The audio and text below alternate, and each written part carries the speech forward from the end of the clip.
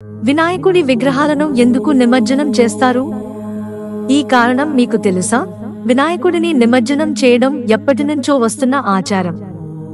3 రోజులు, 9 రోజులు, 12 రోజులకు వినాయకుడిని నిమజ్జనం చేస్తారు. అయితే ఈ నిమజ్జనం ప్రక్రియ ఎందుకు చేస్తారనే విషయం ఎక్కువ మందికి తెలియదు.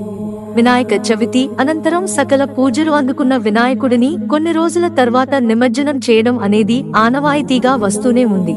అయితే వినాయకుడిని ఎందుకు నిమజ్జనం చేయాలనే ప్రశ్న చాలా మందిలో ఉంటుంది. అయితే మునులకు కూడా ఈ డౌట్ వచ్చింది.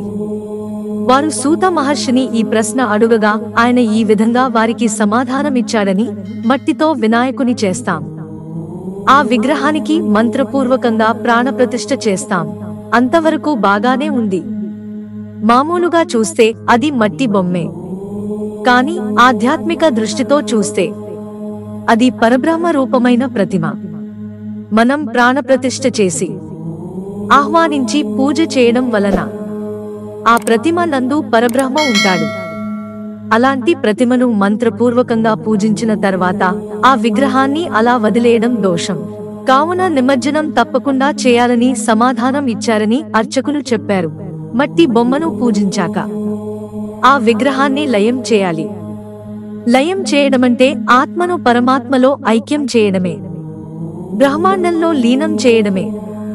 అంటే ఎక్కడి నుంచి వచ్చిందో అక్కడికి పంపడం. ఇదే సృష్టి, ఇదే లయల చక్రభ్రమణం, ఇదే పరబ్రహ్మతత్వం.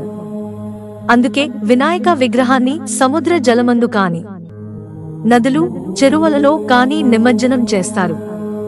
ఆ నీటిలో చేరిన విగ్రహం కరిగి ఆ జలప్రవాహంతో ప్రయాణించి పరబ్రహ్మరూపమైన మట్టిలో ఐక్యమైపోతుంది. అందుకే పూజానంతరం వినాయక నిమజ్జనం చేస్తారు అని సూత మహర్షి వివరించారని చెప్పారు. మిత్రులారా, ఛానల్ సబ్స్క్రైబ్ చేసుకోవడం మర్చిపోకండి. ధన్యవాదాలు.